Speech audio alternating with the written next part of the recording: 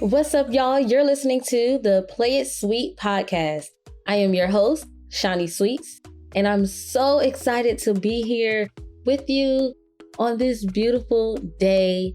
I am excited to catch you up on where I've been this last year, what I'm into, see what you're into, talk about some real things. You know, I'm all about breaking generational curses, stigmas, and bad habits, and you know, we're going to get into all of that.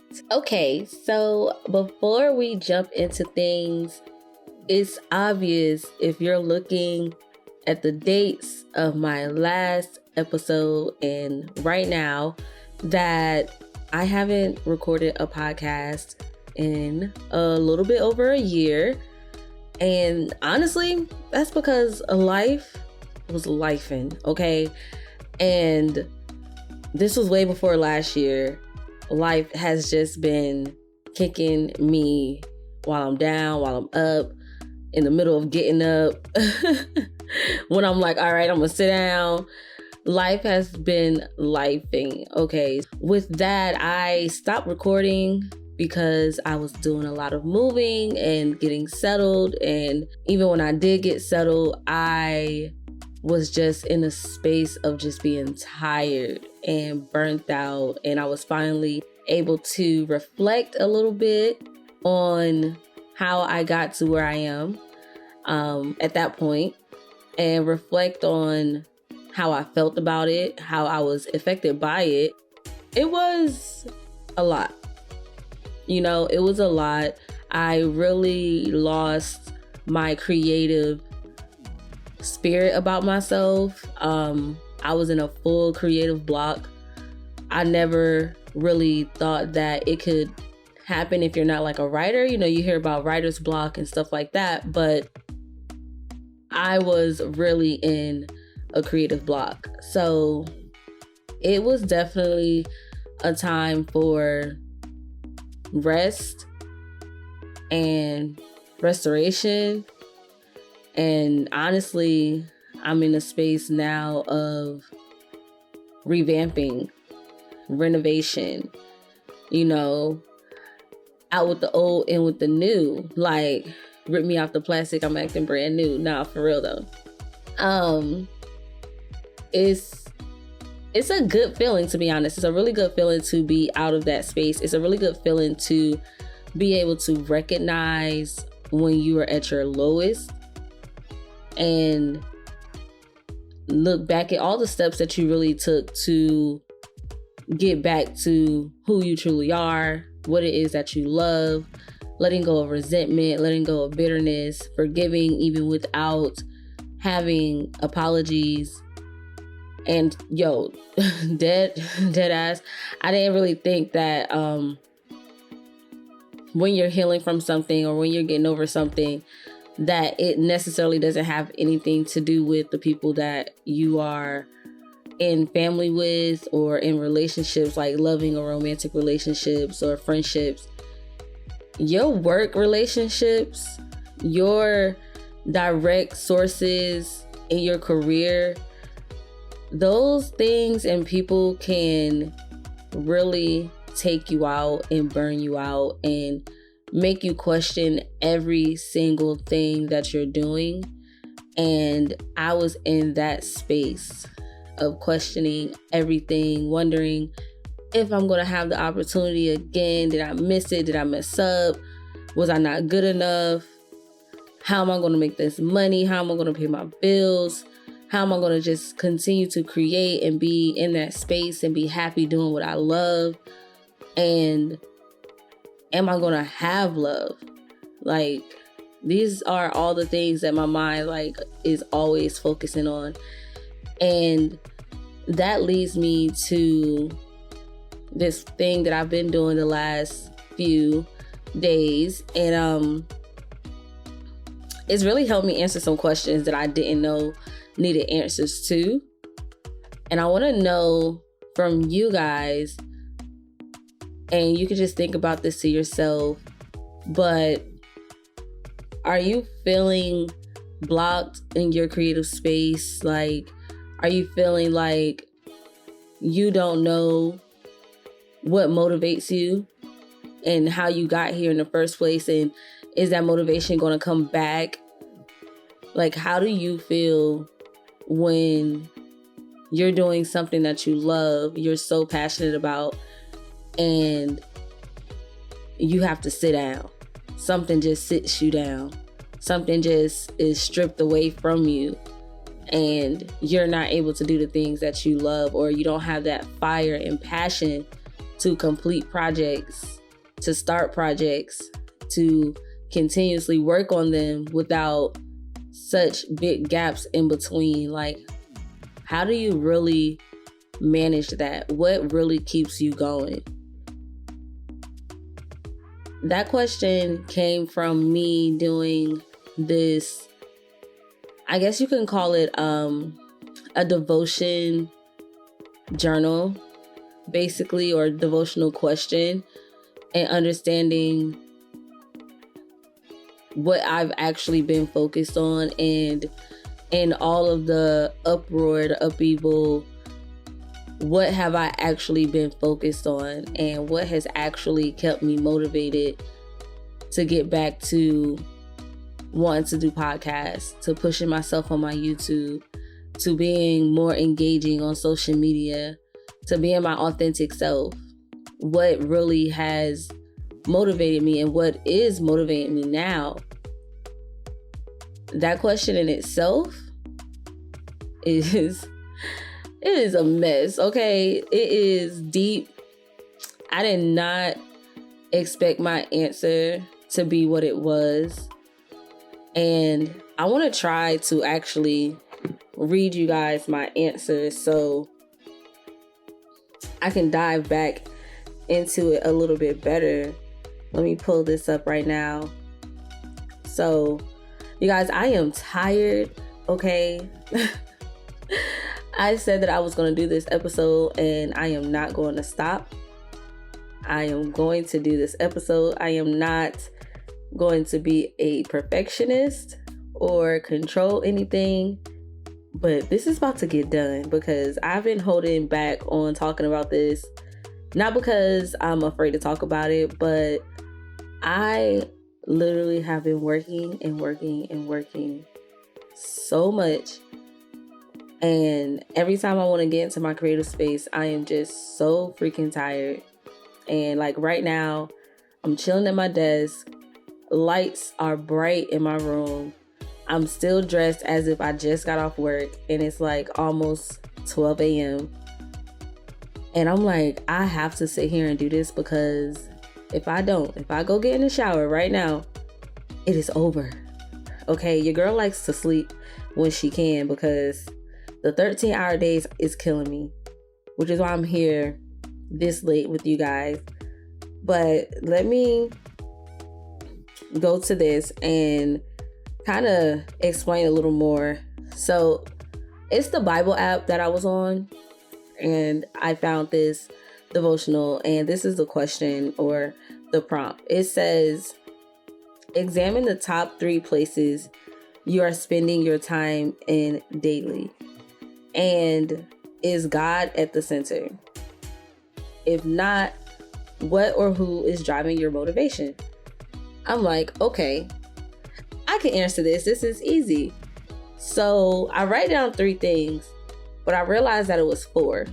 So I'm going to tell you all 4, and I don't have the 4th one written down, but I had to kind of think about it again and put it out there, especially today. So what do I spend my days? Wait, hold on. Sorry. What top 3 places am I spending time in daily? Or what is that? And is it motivating me? Driving my motivation? Okay. So number 1 for me was money. Number 2 was love. Number 3 was contemplating my purpose and my opportunities. And damn it, number 4 has to be social media. It just is. It's a real question. What do I spend my time around daily? And are these answers something that I'm like okay with. Like, yeah, this is just me. This is like my answers. This is what I'm focused on. This is what I believe I should focus on. Absolutely not. This is me being real with myself. Like, some of these got to go off the list, especially like social media, especially contemplating my purpose and opportunities. Like, I am constantly thinking about, like I said before, did I mess up? Did I miss an opportunity? Was I not good enough? When is the next opportunity coming? Do I have to put in an application for this? Do I have to search for this job here? Do I have to go out my way and drive hours away from where I live at to find a job that's just for me? And in that, I just started realizing how controlling I was. And that's a whole nother topic, a whole nother subject that we're going to get into for sure. But I really realized like how I was super in control mode, wanted everything to happen when and how I wanted it to happen. But that was just a reflection of me not actually believing and me not actually having faith in myself, in my God, which leads to the question, like she said, is God at your center? There was a point when that was not a thing for me.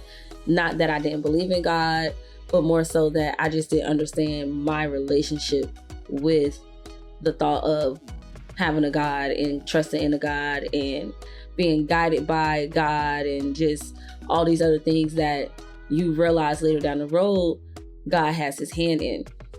So I'm also going to read you my answer, and I hope I was writing for myself. I was not expecting to actually share this, so if I stumble across my words, be with me. But this is what I said. I said, and you'll understand why I added social media in here as well. I said, I find myself motivated by validation and acceptance, seeking outward validity from things and people whose opinions or behaviors will not lead me towards a successful outcome. I've always been motivated to do things for those around me and not myself. At least that is what I told myself. I made my siblings and my mom my motivation because I believed them to be more important than me, because of the expectation to help and be a big sister took place of my importance. I believed that I had to do it for them, but now I have to do it for me. I didn't have it before, money, love, or purpose for myself. And now I don't know how to truly give it to myself despite my accomplishments. What I've accomplished so far was purely for acceptance and validation. Now it's only for me and to serve God's purpose through what I have to offer. That's it. That was deep, y'all. That was deep. I didn't know I was gonna write that. I'm like, I promise I probably was up at like 4:00 in the morning, and I was in a space of just figuring it out, sitting down, sitting in my thoughts. God would have a funny way of sitting you down, because I actually had COVID when I was answering a lot of these questions and started the devotional that I was doing. And it was so weird. It was so odd because it was my first time having COVID, and it wasn't the horror stories that you would hear that we have heard in the last few years. Thank God. I'm so grateful for that. But it definitely wasn't fun. But I did have time to sit and really think and see and reflect on where I was in that moment, and just kind of have a pause in my own world. So God has a funny way of sitting you down. He was like, I'm gonna sit you down. You're gonna be suffering a little bit, but you ain't gonna be suffering enough not to reflect on your actions and think about things and plan. Okay, this is all part of a plan, but I need you to write it down. I need you to figure it out. And so when I wrote that, I really started to reflect on why I need validation or acceptance. And I guess is because being the oldest child, you get left behind, so to speak, but not really left behind. Like, I'm not trying to make it seem like I was just forgotten, but you have to grow up a lot faster because there's little people under you that you now have to teach and be an example to and help out in the house and so on and so forth. And as you get older, you want to be a good example and be the one to just show your siblings what to do, what not to do. It does not happen like that, but this was my thoughts as I was growing through my preteen and, teenage years. And as an adult, I've definitely learned differently because everybody's going to make their own decisions, but you still have to be like good, you know what I'm saying? At least to those around you, yourself, and then just be true to that. But I'm also the oldest, not only of the 2 sisters that my mom had, but I have 8 siblings all together that I'm older than. And I wasn't put on pressure by all of them or by my parents for all of them or anything like that. But I definitely took pride from young that I was a big sister. I took pride in that I was a big sister. Like, if I had any of my folders or anything from when I was younger, I used to have like all my siblings' names written on my folders when I was like going to science class or math class or whatever. Like, I used to love my sister's name. I love the fact that I had a twin brother and sister. I love the fact that I had a brother that was right under me. I do have a brother that's older than me as well. But like, I just love the fact that I had siblings. Like, I thought that was the coolest thing to just be a part of like a big family. And so, yeah, somewhere in that space of growing up and all that, I just really put this whole, like, you're a big sister, you have to do all of this. And once I got into like the social media world, got older and started, being myself, going to school, and my siblings doing their thing, I kind of found myself trying to get validation. Like, oh yeah, she's cool enough. She's cute enough.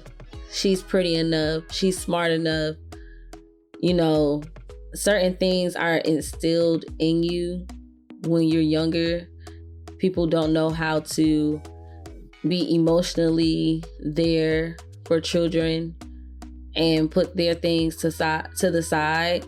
And I'm not saying it as if like that's easy or is anyone to blame for that particularly. I'm just saying, like, we grow up and we're all surrounded and centered in our own mess or in our own happiness. And we kind of, forget that there's someone that may need us a little bit more, may need a little more attention, may need a little more loving and affection.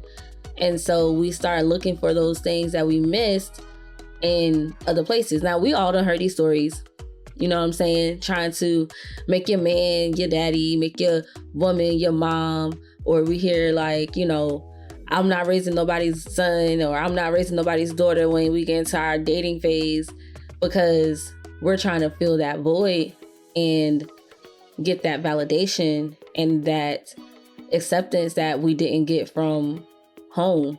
You know what I'm saying? So it was just like, dang, girl, why you had to get so deep? Like, who told you to check yourself like this? Who told you to tell yourself that you've been out here trying to please people, trying to get acceptance and trying to get validation from people that don't truly know you? Like, it's not even that you're trying to get it from the people that is in your life every day, your family or anything like that. Like, nah, you out here trying to please people and show them that you're worth something that they never knew that you weren't worth. That's the thing. Like, these are strangers. People on social media are strangers. Like, how are we trying to prove a point to people that we would never meet? And we take their words and their opinions to heart as if it's going to make or break us. And the truth of the matter is, the more that you pay attention to it and the more that you devalue yourself, the more that it's actually breaking you and putting you in a space of giving up, a space of depression, a lack of confidence, a weak mind, a weak spirit. Like, nah, let's switch this up. Like, that was really my thought process. Like, all right, like, this is enough. Like, I have to do something to switch this up. And I still didn't have a name on it until I did this devotional. So it's kind of like I was working backwards to a point. I was figuring out exactly what it is that I wanted to correct and the habits that I wanted to break, the mindset that I wanted to get out of, leaving the intrusive thoughts behind. And I did all of that without even knowing what space I was actually in, or what it actually was that I was trying to get away from and step out of. And that was the space of seeking validation and acceptance from people who do not matter. Like, I work really, really hard. If you know me, if you've seen me in the Raleigh area, your girl is a hustler, okay? And I'm a hustler to a point of overcommitment, to a point of neglect in my own creativity and my own passions, because I will be overly loyal. That's that Taurus in me, I'm just saying. But when it comes to my money, me trying to have stability, and me working with other people, I am just overly loyal. Like, on top of that, we have come from a generation where when you get a job, you keep that job. Okay? You do not mess up. You stay there for as long as you can, so you can have some type of rapport on your resume, so you can get another job, a better job. And so that was the mindset that I was under, but I was pouring so much of myself into other people's business, other people's endeavors, other people's dreams. And I wasn't, scammed out of anything or like really mistreated, but I definitely can say I was misguided, if not guided enough. I'm so big on structure and so big on things making sense, to the point where I will try to make sense out of it for myself, even if that means I'm going to keep working, I'm going to overcommit, I'm going to be here all night, I'm going to work on this project, that project, I'm going to bring these people in, I'm going to edit this, I'm going to go out and be behind the camera and record this festival, like, I'm going to go to work, I'm going to bartend, I'm going to study for this exam and this course. And like, you guys, I have done it all. Done it all. Okay. I really have. No, that's my song though. They call me done it all. The cause. Okay, if you don't know, Shawty Low, you know what I'm saying? R.I.P. I am a Bama girl from the South, so I had to put that in there real quick. But I definitely have done a lot. I've had so many different jobs and just never really sat down and said, okay, plan for yourself. Do this for you. Learn how to say no. Stop contemplating if something is for you. Stop contemplating where the next opportunity is going to come from. Stop focusing so much on that love that you feel like you're missing, because I love and I want love so bad. And that's a whole other conversation too. But I be wanting love from like everybody, like my friends, my family, like romantic love, like just friendly people, kind people, just that kind love, and just be able to give it back too. So thank God that I've gotten to a space that I exude that out. So that's what I receive back. And even in the times when I don't receive it back, like, you're not going to get too much out of me no more, which is great, because ain't nobody got time for that. But I do focus on love a lot. I focus on money a lot. I focus on my purpose a lot. And then I get caught up in social media. So trying to, figure out what is politically correct to post, to say, to look like, what opinions are, and so on and so forth. So I hate to say that those are the things that have been my center of motivation, but now I'm getting to a space of it's switching, and my center of motivation is